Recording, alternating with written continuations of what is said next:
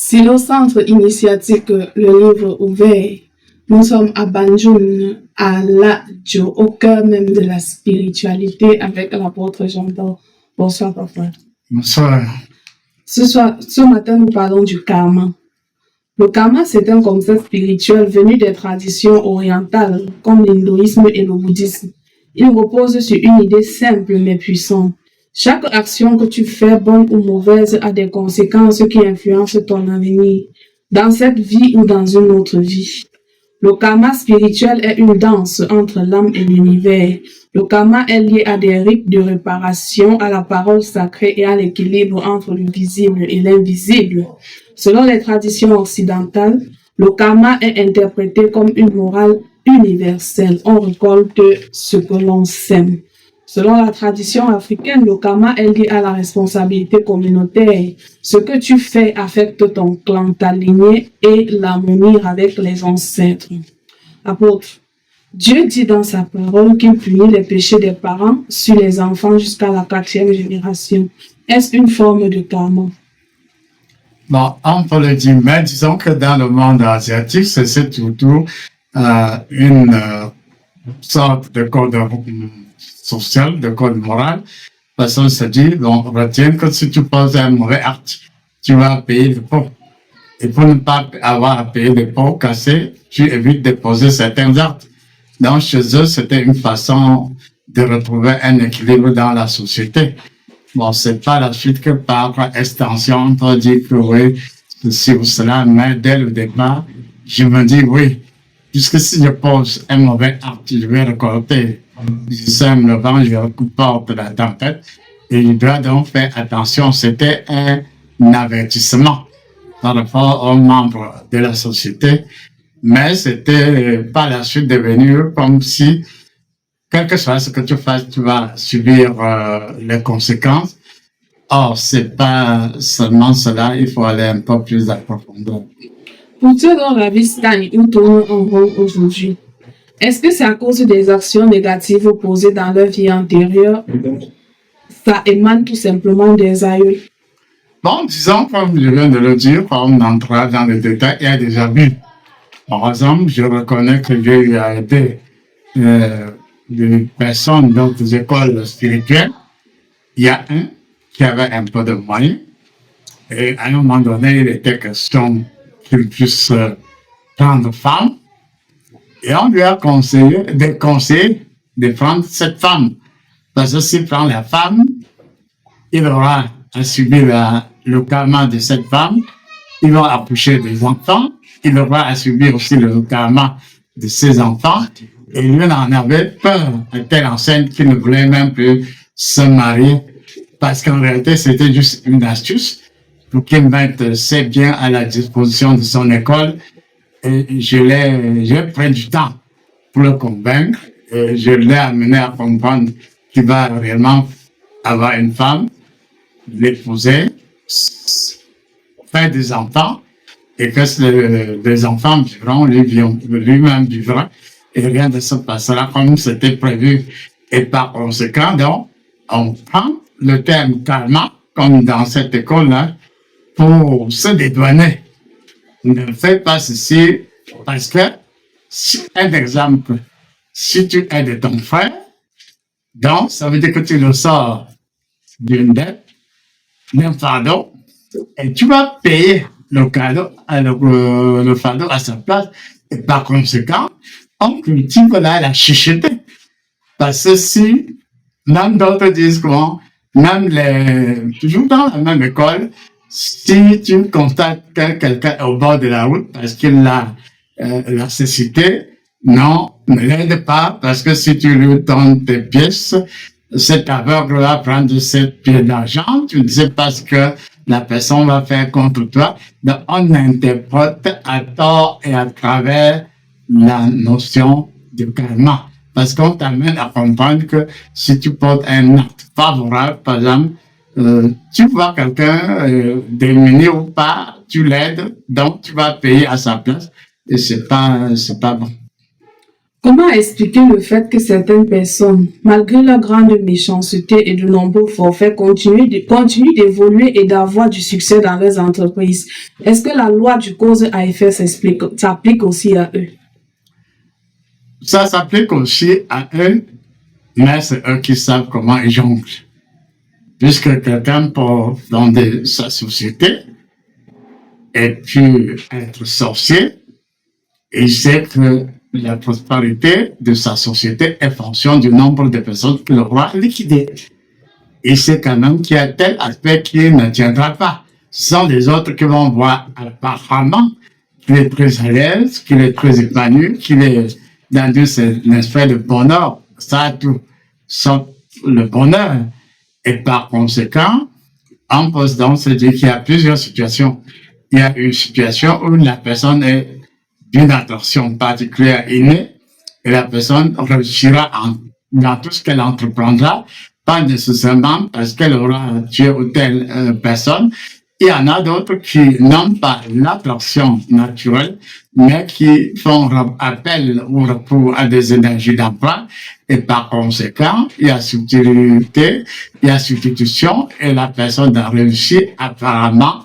Et à partir de là, on a seulement l'impression que la personne a réussi et rien ne lui arrive. Ce n'est qu'une apparence, puisqu'en réalité, où tu es d'une attention naturelle, où tu réussis au plus dans tes propres énergies, selon la nature ou selon Dieu, ou tu es juste dans une forme d'emprunt, tu peux être un vampire, tu sais comment on vit les sorciers ou autre, tu sais comment on peut procéder à certains mélanges, tu réussis, on t'a dit, mais on croit apparemment que tu n'as subi aucune conséquence, ce qui n'est pas vrai.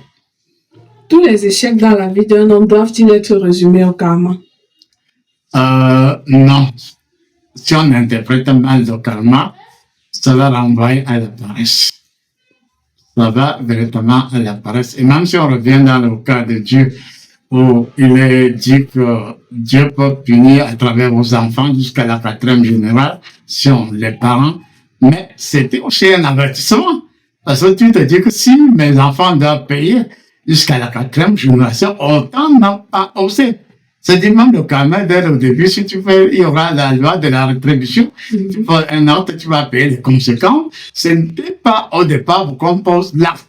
C'était pour mettre les personnes en garde qu'on ne pèse même, qu'on ne pose plus l'acte et qu'on ne donne plus les conséquences. Et il y a un foisonnement de doctrines, un foisonnement de données. Et à ce moment-là, on peut se dire que dans la vie, il ne faut plus vivre tellement dans la peur parce qu'on se dit toujours que tel acte, il y aura rétribution, oui, rétribution, mais pas n'importe comment. Et on peut aussi dire savoir qu'il y a des actes dont les conséquences ne relèvent pas nécessairement de la rétribution. Tu as promis un pacte, tu as pris un magnon, tu t'es mis à nourrir cette magnon parce que tu te croyais très sage d'un œuf, et après, comme je l'ai expliqué même dans d'autres interviews, à un moment donné, le chenille qui est dans l'œuf grandit, naît et a besoin d'un peu plus de sang. Et tu lui donnes le sang de poule, de canard, ou je sais quoi. À un moment donné, le génie sent que non, il grandit déjà, il a besoin plutôt du sang, non de canard ou de poule, mais du sang de personne. Et à partir de là, tu faut te dire, pourtant, on m'avait dit qu'il suffirait de casser à telle période un œuf et de verser le contenu au pied de l'oignon. Mais l'oignon grandit, le génie qui est dedans naît, devient autonome, et quand son autonomie s'accroît, effectivement, il y a les réclamations, et à partir de là, cette forme de réclamation n'a rien à voir avec le karma, puisque c'est toi qui est parti chercher l'oignon, ou bien on t'a là proposé, tu l'as accepté, et tu t'es dit que tu te contenteras du fait de lui donner un peu d'œuf ou un peu de chair, ou je ne sais quoi. Or, ce n'était que l'introduction, et la suite, tu gères la suite comment?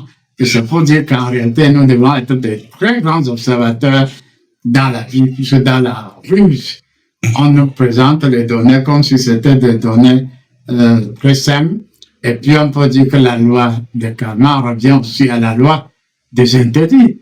On te dit dans une société donnée, bon, ne faites pas ceci. Par exemple, prenons du cas de l'émission au cas des mystères Vision 4. de Vision 4.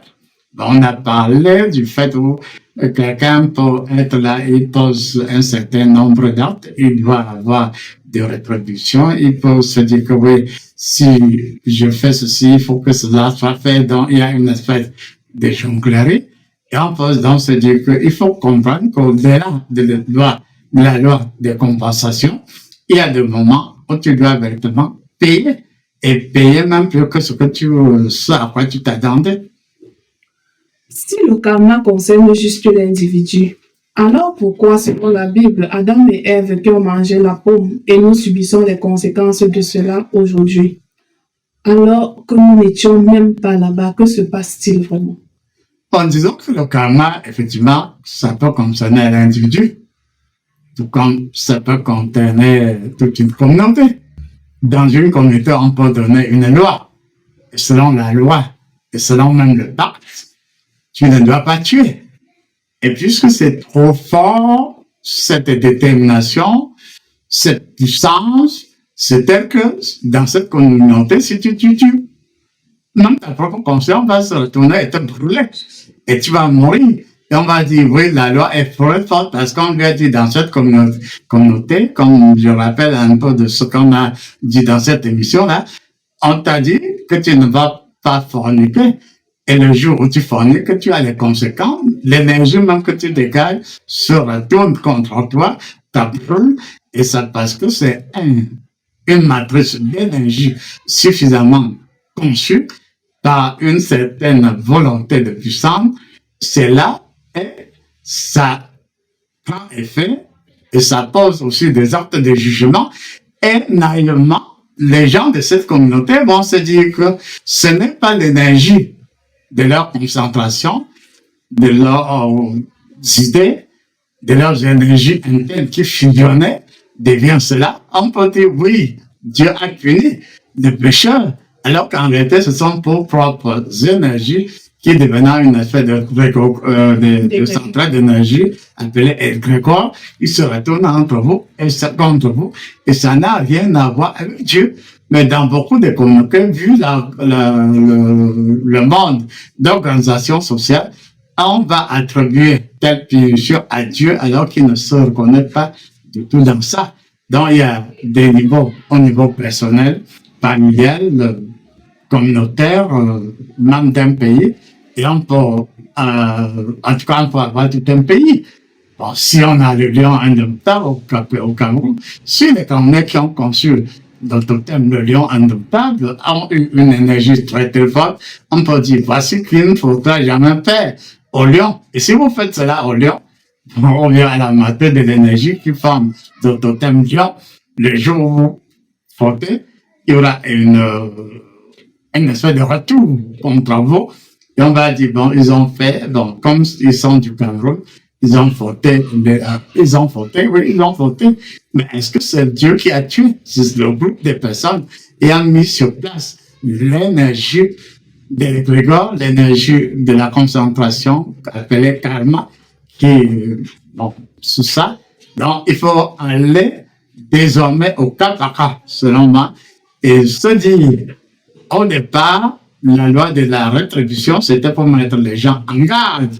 Par conséquent, étant mis en garde, tu ne commettrais pas certaines erreurs. Même au niveau de la famille, par exemple, les 6 chevaux à l'ouest, on a créé une astuce. On dit, bon, tu ne dois pas chier dans l'eau, dans le cours d'eau. Tu sais que le cours d'eau descend et au fur et à mesure, les gens puisent dans ce cours d'eau. Mais il arrive à un moment donné que par petitesse, voilà un enfant ou un adulte qui dans le cours d'eau, on punit cet enfant ou cet homme, et mais on ne lui dira pas qu'il a été puni par les experts de la communauté. On va dire, non, tu as été puni tout simplement parce que tu as tué, dans le cours d'eau. Et quand on voit des jours d'une façon, c'est-à-dire des jours qui ont des formes très bizarre. On dit, oui, il a les joues comme quelqu'un qui a chié dans l'eau. Donc, dans la société, dans notre société antique, il y avait beaucoup d'astuces dont les humains se servaient pour, en tout cas, préserver une certaine valeur, une certaine éthique, un code social. Et il y avait plusieurs niveaux, plusieurs strates de code social. Et Dieu ne venait que loin. Oui, apôtre. Et en quoi le karma diffère-t-il du destin ou de la chance? Bon, disons que, comme j'ai dit tout à l'heure, initialement, le karma est toujours, juste dans tous mes thèmes, j'aime toujours revenir à ce qui se faisait au départ. Le karma, appelé loi de rétribution, est une mise en garde qui rayonne et qui nous donne la possibilité d'être dans un consensus et de nous sentir dans une communauté donnée. Et étant dans cette communauté, nous devons respecter les règles. Et si nous échappons aux règles, nous aurons des rétributions, nous aurons des punitions.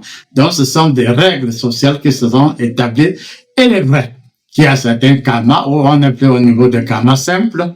On peut confectionner l'énergie qu'on donne à un totem qui garde l'énergie. Et comme c'est un robot, le robot va agir automatiquement en cas de situation. Donc, c'est tellement stratifié qu'on a l'impression que c'est la nature ou c'est Dieu, mais c'est le fait de l'homme.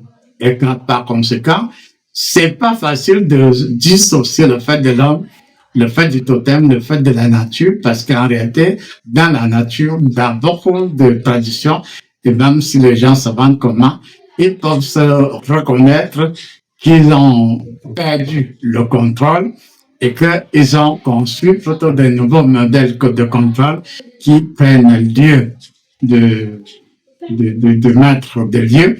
Et c'est vous qui êtes piloté par les forces de la nature. Et au-delà de la mise en garde, il faut se demander, est-ce que la faute de la personne, est-ce la faute de la communauté, est-ce la faute de l'individu? Mais il est rare que ce soit la faute de la communauté. Tu as pris le cas d'Adam et Ève au départ. Bon, s'ils ont mangé le fruit défendu, nous n'étions pas avec eux, mais comme nous descendons d'eux, là, voilà aussi un autre enchaînement. Nous n'étions pas, mais c'est la chute, non? C'est l'enchaînement, même sur le plan de la dynamique. Nous dérivons d'Adam et Ève, et par conséquent, nous disons un peu de bon ou de mauvais d'Adam et Ève. Même si nous n'étions pas concernés au départ, mais nous descendons d'eux. Donc c'est la chaîne. Et c'est la chaîne qui utilise beaucoup plus certaines formes abusées du karma. Certains poussent la notion du karma loin, jusque dans les vies antérieures, et stipulent que si dans ton ancienne vie tu étais un tyran, alors dans cette vie tu seras dominé jusqu'à ce que cette dette soit payée. Comment comprendre cela alors qu'en majorité nous ne nous souvenons même pas de nos vies antérieures, encore moins de ce que nous avons fait? Oui, en ce qui concerne les vies antérieures, c'est de plusieurs formes. Dans une famille donnée, où il y a eu un certain niveau de méchanceté, la nature peut faire naître dans cette famille un enfant justicier dans le mauvais sens qui va donner du fil à retordre à cette famille. Et quand cet enfant naît, le plus souvent, les personnes initiées sentent très tôt que c'est pas un bon enfant.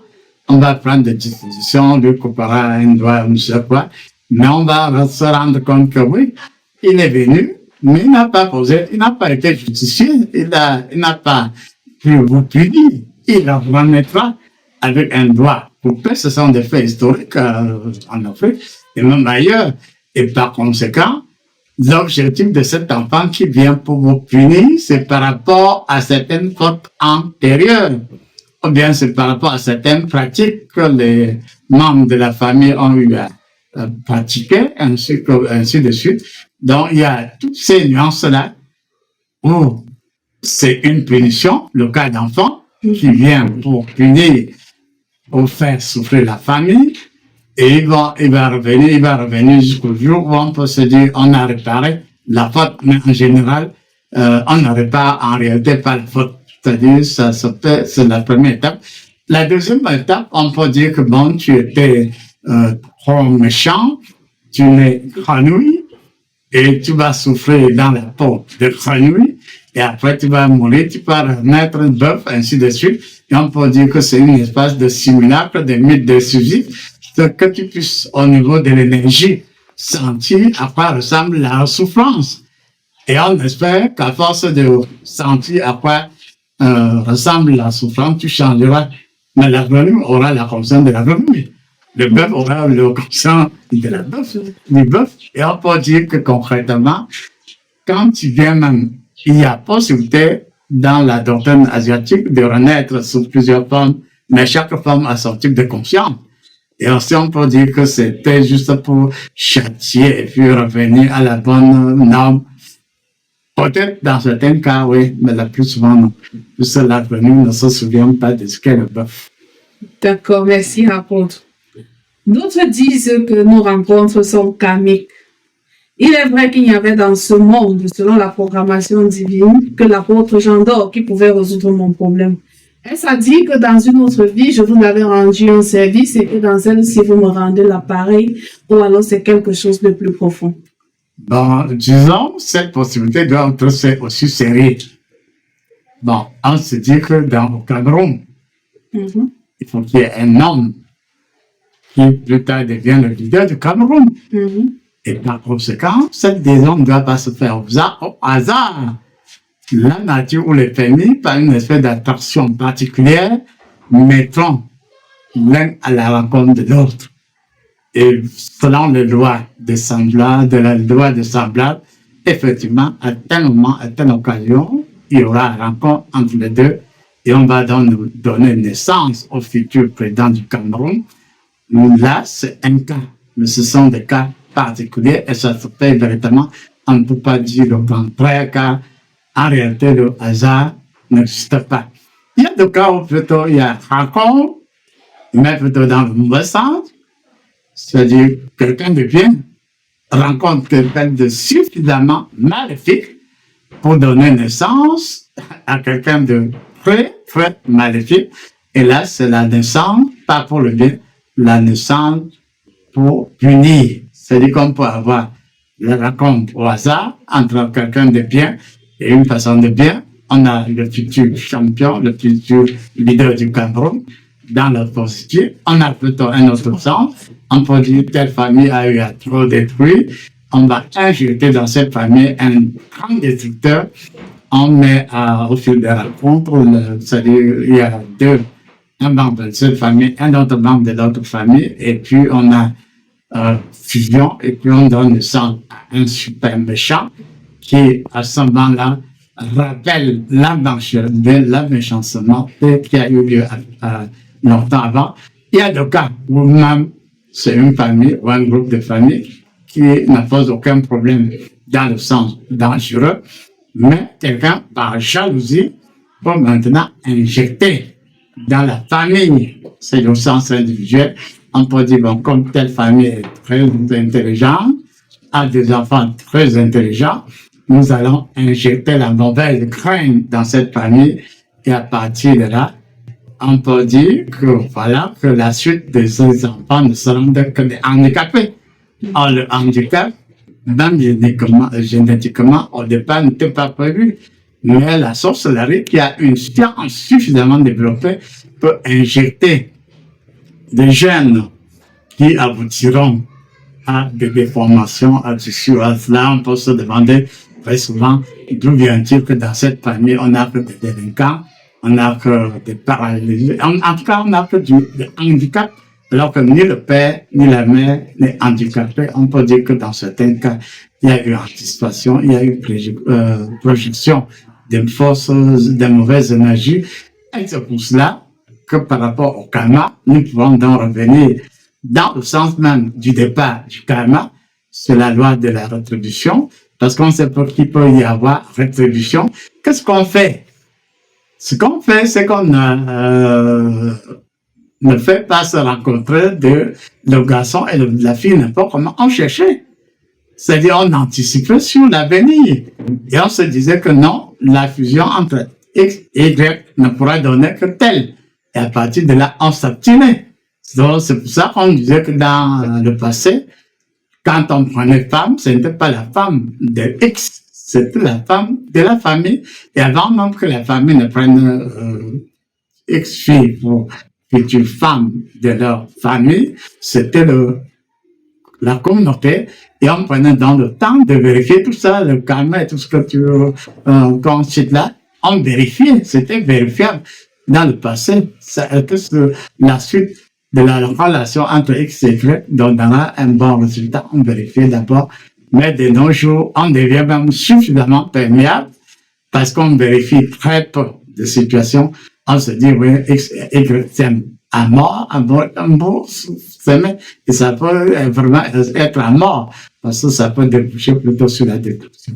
Oui, apôtre, par rapport à l'exemple que vous venez de prendre, selon lequel les familles partaient chercher.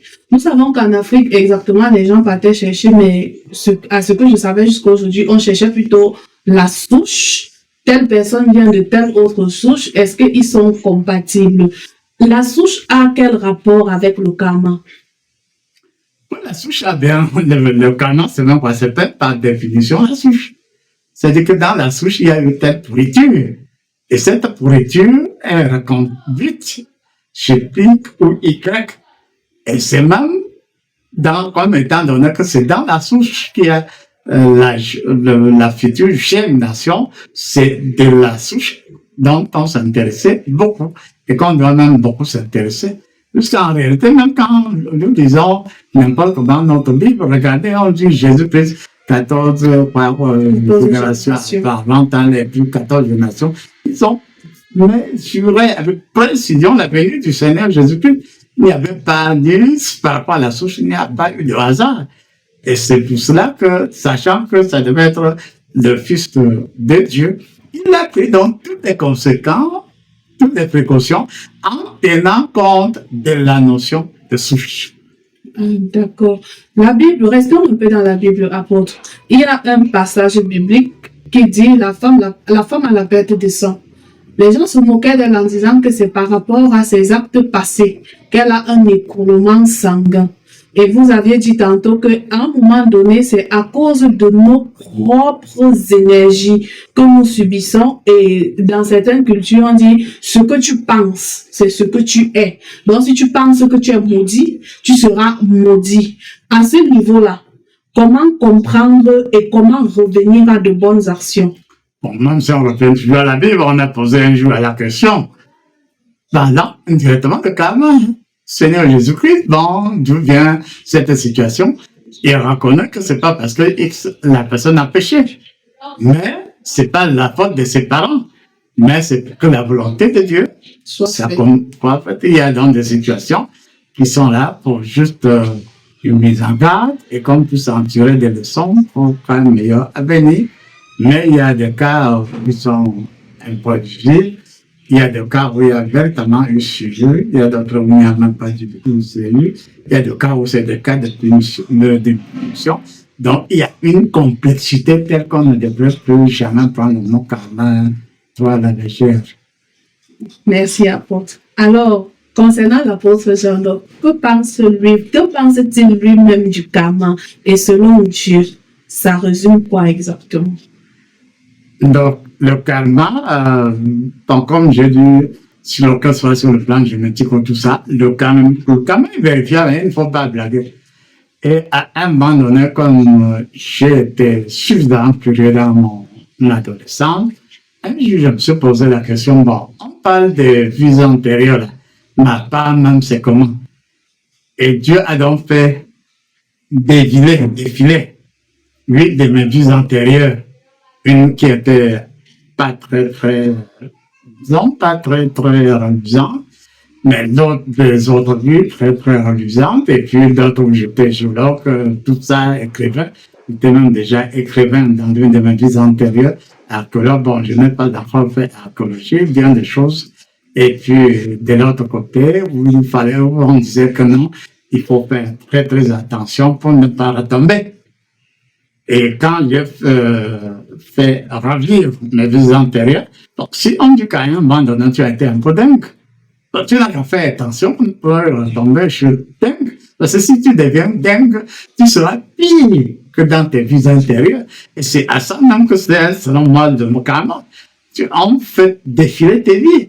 À un moment donné, tu tombes dans ta vie, tu sens que j'étais fou. Bon. Et si tu as une folie amplifiée, bon, tu mangeras une de caca. Mais pour que cela ne soit pas, qu'est-ce qu'on fait? On va te pousser dans la conscience qui va transcender la folie et tu vas donc renaître, donc rapuger ton karma, puisque si Dieu m'a fait défiler mes vies antérieures, c'était pour voir un moment donné, tu n'aurais dû réfléchir un peu trop bizarrement là. C'était un peu, c'était comment? Et à ce moment-là, tu as une émotion, c'est-à-dire pendant terre à terre. Quand tu vois ça, tu dis, mon Dieu, je ne peux pas ça.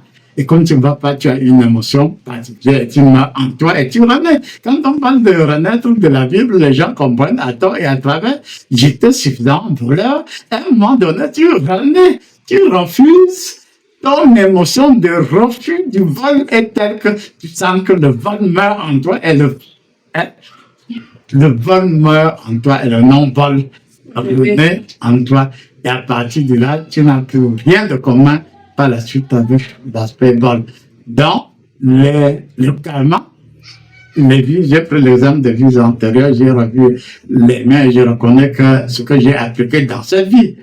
J'ai été écrivain, je suis écrivain, j'ai été archéologue, donc il est vrai qu'il ne m'intéresse pas trop à l'archéologie, mais il y a quand même des aspects bénéfiques de cette archéologie, ne serait que la sympathie avec ceux qui s'intéressent à l'histoire, tout ça, puisque dans ces vies antérieures, il y a la bonne collaboration. Quand tu rencontres quelqu'un qui a cheminé de la même façon que toi, vous vous entendez un peu, mais quand tu es dans l'incompatibilité notoire à 100%, tu prends une certaine distance pour ne pas faire ton vis-à-vis autre mesure. Donc, ça veut donc dire que, selon moi, le karma est un très bon thème, mais on ne doit pas prendre le thème pour le mercer n'importe comment et devenir chiche à cause du karma, devenir ceci, tout on met sur le dos du karma, c'est de la paresse intellectuelle, de la paresse spirituelle, et par conséquent, on peut dire, oui, je suis né tel ou tel, j'assume jusqu'au jour où je prendrai conscience et je me transformerai, ou je prendrai tout simplement conscience, c'est-à-dire le jour où je déteste le fait d'être voleur, quand je le fais véritablement, le vol meurt en moi. Et le non-vol renaît. C'est aussi simple que ça. C'est-à-dire faire mourir les négatifs en nous. Et comme la nature a horreur du vide, à la place du négatif renaîtra le positif. C'est aussi simple que ça. On cherche même la Bible là, de midi à 14h, pourquoi? C'est tout simplement que le mal doit disparaître et à la place du mal renaîtra le bien.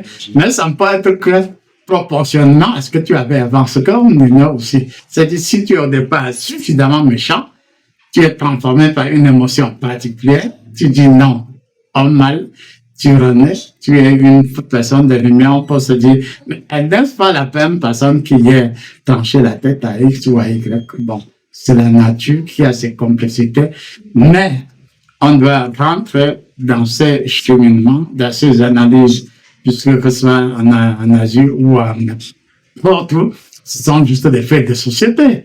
Les gens ils n'ont pas tiré, ils n'ont pas créé, ils n'ont montré quoi. Ils ont juste observé ce qui se passait. Ils ont dit que si tu fais ça, il y aura une rétribution, mais au-delà de la rétribution, qu'est-ce qu'il faut donc faire maintenant? Puisqu'on peut anticiper. Anticiper veut dire quoi? Le karma veut donc, tu es du péché d'Adam et puis tu as fait ceci. On se dit que c'est à 40 ans qu'il y aura l'éclosion de ta méchanceté. Tu peux anticiper. Voilà à quoi peut servir ce karma selon moi. C'est-à-dire, on regarde dans la trajectoire de la vie de quelqu'un, on sait que c'est à 40 ans, tel jour, que sa méchanceté va éclore. Et on anticipe, on brutalise cette méchanceté, on la transforme. Et avant 40 ans, la personne échange.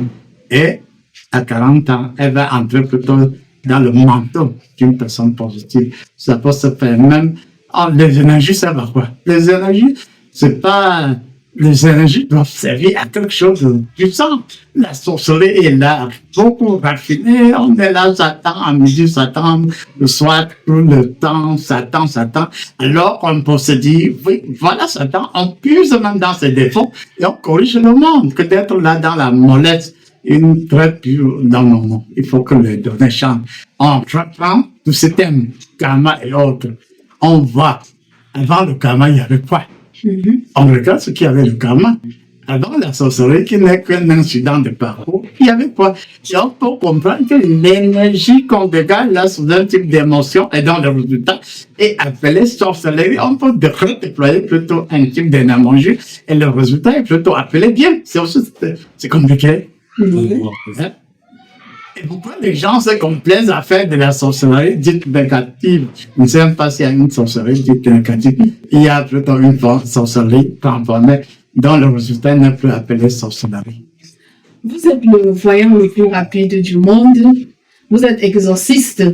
Vous êtes aussi thérapeute.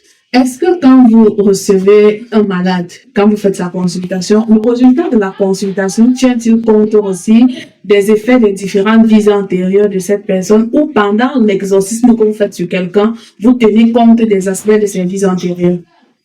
Oui, effectivement, là, c'est une très très belle question, puisque ces derniers temps, je me suis rendu compte et je me suis posé la question. Même cette nuit, je me suis posé cette question. Vient-il que quelqu'un suit pendant 30 ans l'apôtre Jean d'Or? Il ne bouge même pas. Un, c'est la faute de l'apôtre Jean d'Or. Deux, c'est la faute de la personne. Et désormais, il est question de regarder en moi et de regarder en la personne. Et j'ai trouvé une solution qui peut faire rire beaucoup de personnes. Mais je me rappelle que lorsque nous étions à l'école des formations à Yahweh à l'ENEAS, en 4e année, un de nos professeurs de la psychologie sociale nous a dit, et je le répète, mais dans un autre sens, il n'y a pas de femmes frigides, mais des enfants maîtres. Ça veut donc dire qu'en réalité, comme l'a rappelé ce professeur, M. Tadé, aime toutes les questions donc d'être attentif et de recevoir l'énergie spécifique ou l'attention ou le bon discernement et de toucher le point G de la supposée frigide. Et tout va rentrer dans l'ordre. Et étant entendu que c'est ainsi, on peut donc se dire, oui, tu as plusieurs attributs. Et je me suis dit, tantôt l'apôtre Jean d'Or, tantôt le 24e veillant, plusieurs attributs. Et parfois, tu fais défiler tous ces attributs, ça laisse équilibrer à trancher. Or, je mets donc tous ces attributs de côté et je plus une autre technique, par exemple la technique de l'instant. C'est-à-dire, on fait défiler la roue de la destinée de la personne. Et quand ça arrive sur sa page, comme Jésus-Christ disait dans Ésaïe, quand ça arrive sur ta page, arrêt sur image, et on a une émotion particulière, un éclairage spécifique, et on a la solution à ton problème. Et je vais m'entraîner à cette méthode qui aura des très puissants résultats. Je dis bien que la personne est devant moi. Je me rends compte que oui, on le a dit, c'est le souffle saint. Quand on le regarde, c'est l'immensité, son réalité poignale. Et comment vous pouvez être devant l'immensité? Vous pouvez être devant l'incarnation pure et simple du souffle saint. Comment vous pouvez être avec quelqu'un qui c'est de la même nature que Jésus et vous ne ressentez rien? Ou la faute est de la personne, ou la faute est de la mienne. Et je me suis dit, dans un premier temps, je regarde la personne en quelques secondes et je serai donc à comprendre ce qui s'est réellement passé et j'ai commencé à expérimenter cette méthode. Et très souvent, le secret, donc, maintenant, on rentre dans le silence. Moi qui ai fait yoga, tu t'enfermes dans le silence, en moins de 3 secondes, tu as le résultat par rapport à quelque chose que tu as cherché pendant des années. Puisqu'il reconnaît qu'il y a des chercheurs. Non, moi, je suis chercheur. Mais est-ce que le chercheur trouve parce qu'il a cherché? Non. Pas toujours. C'est l'intent, c'est l'émotion. Humain, tout simplement. Il y a décrit une émotion particulière. On a laissé justement par rapport à une situation donnée. Donc, ça veut dire qu'à un moment donné, j'observe mon vis-à-vis, mon vis-à-vis m'observe, et en allant dans toutes les possibilités, on peut dire que bon, pour ce que j'ai au moins une grande définition qui ne dépendent pas de cette terre, mais des définitions par rapport au monde céleste. Mais nous ne sommes pas sur la terre, nous ne sommes pas dans le ciel. Comme l'a dit quelqu'un là, nous irons au ciel, mais tout pour le moment, nous sommes encore Sur la terre. sur la terre, comme dirait frère Monseigneur Bandon, non. Mais c'est pas pour faire les choses de la terre, mais c'est pour regarder la terre avec l'attention de l'homme de la terre et trouver vite des solutions. Et à partir de là, je sais que toi, tenant pas la main, t'amenant dans l'une des demeures, je retourne ma nature et tu contemples les cieux. Et quand tu en reviens, tu seras tellement content que tu voudras toujours repartir, visiter. Mais si tu es touché, même voilé, tu ne sauras pas à quoi renvoie telle ou telle dimension. Ça ne te dit presque rien. Et c'est comme si on versait de l'eau sur le dos d'un canard. Donc, ça veut dire que, oui, Dieu a décidé, et les cieux sont d'accord, de faire conditionner autrement mon initiation. Parce que ce que j'ai, effectivement, il n'y a pas match. Et dans toutes les possibilités, je retrouverai de nouvelles solutions et même à mon propre niveau, je vais me ressourcer dans d'autres subtilités et ça ira vite, excessivement vite, que ce soit dans le cadre de l'exorcisme et autres. Et pendant que je méditais, je me suis aussi rappelé il y a une espèce d'équivoque. Mon rôle, en réalité, ce n'est pas d'exorciser X ou Y. Mon rôle, c'est d'être un instructeur. Et en tant qu'instructeur, c'est sans faille, il n'y a pas match. Et par conséquent, expliquant à autrui que je suis un instructeur. Et mon rôle, c'est de détruire tes failles et de te donner, de te recadrer et de redevenir toi-même. Et quand tu redeviens toi-même, tu auras la joie d'être toi-même. Et je me suis rendu compte que quand on permet aux autres d'aller trop vite, sans que la personne comprenne qui elle est, très souvent, la même personne se retourne contre toi. Je me rappelle, d'un autre là, vraiment quelqu'un, je ne sais pas ce qu'il avait mangé ce jour-là.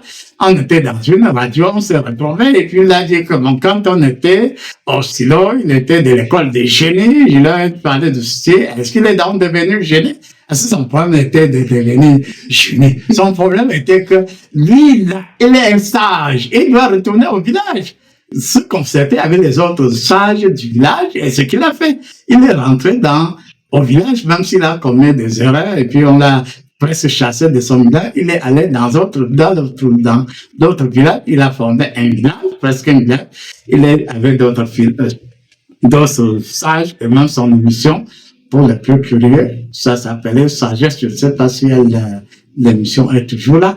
Donc ça veut dire que quelqu'un qui hier s'embourbait, et tu lui dis que sa place est au village. Il va au village, il retrouve les autres places, il grandit, il a des voitures, il a ceci. Il oublie qu'on l'a envoyé au village pour qu'il trouve les sages et que ces sages l'amènent à devenir véritablement sages. Donc, par conséquent, désormais, on doit vous apprêter la soupe, mais vous amenez progressivement vers la soupe, que vous appréciez la valeur de la soupe, c'est-à-dire une espèce de dressage.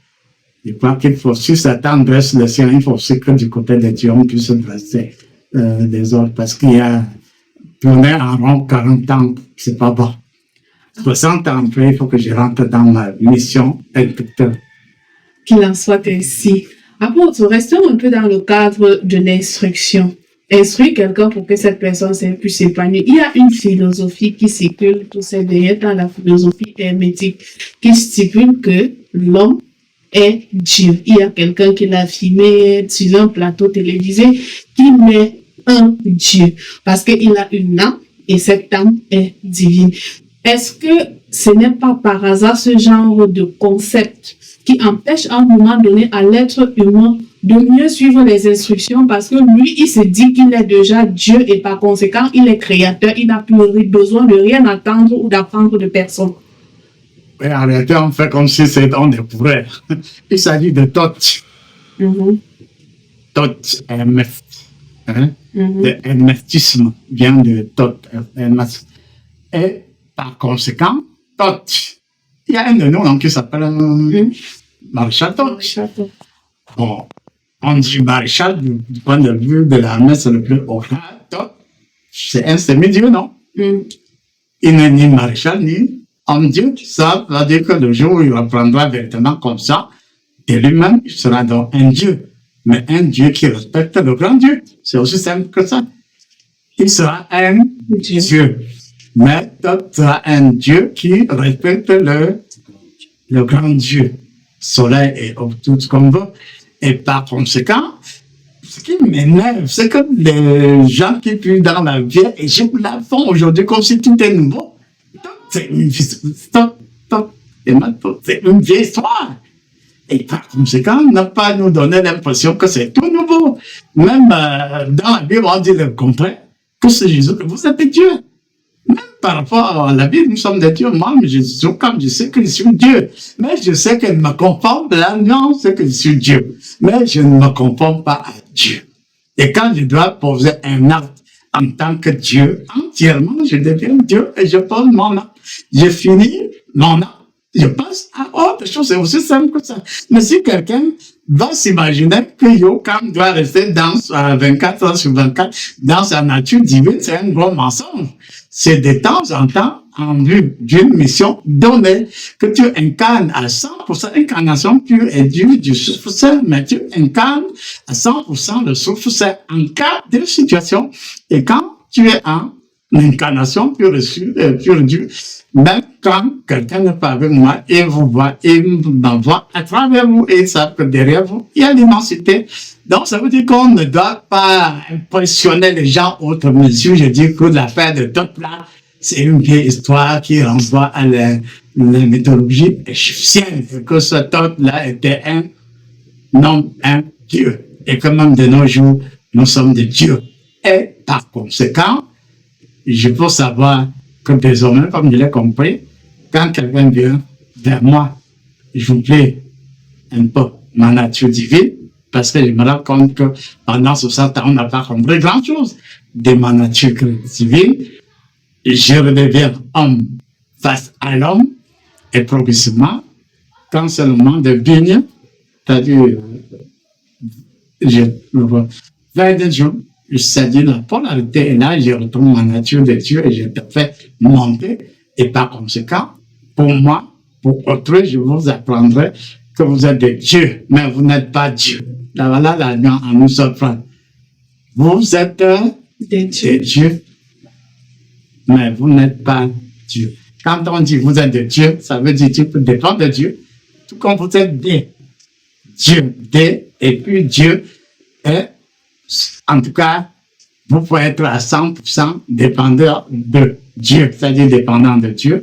Vous êtes un Dieu, c'est-à-dire vous êtes de la réalité de Dieu, mais ça ne nous empêche pas de comprendre que Yokam est Dieu est Dieu. Mais ce qui est aussi, pour ceux qui s'embrouillent, pour ceux qui s'embrouillent, il faut dire qu'il les envie.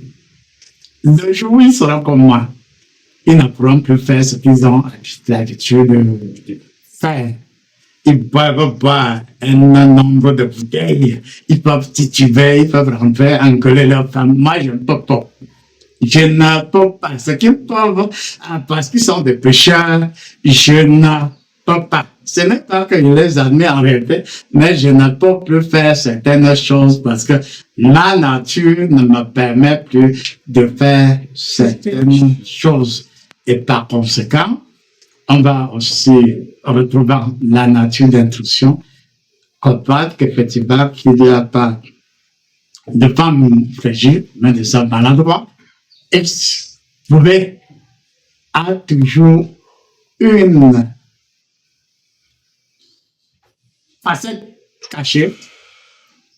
Dès lors qu'on touchera ce niveau, on entrera au cœur du secret et on trouvera des solutions. Et à certains moments, rien qu'à penser à une personne, le nom du problème se résout de lui-même, ainsi de suite. Donc, on va faire beaucoup de choses. Et comme je ne serai pas seul à le faire, je vais entraîner certains d'entre vous à emboîter le pas de l'instruction, mais avec Dieu.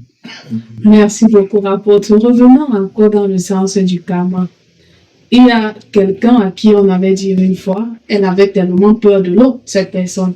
Mais quelqu'un lui a dit, tu as peur de l'eau parce que dans ta vie antérieure, tu étais morte noyée. C'est pourquoi dans cette vie, quand tu regardes l'eau, ça te rappelle, ça te réveille le souvenir de ta mort.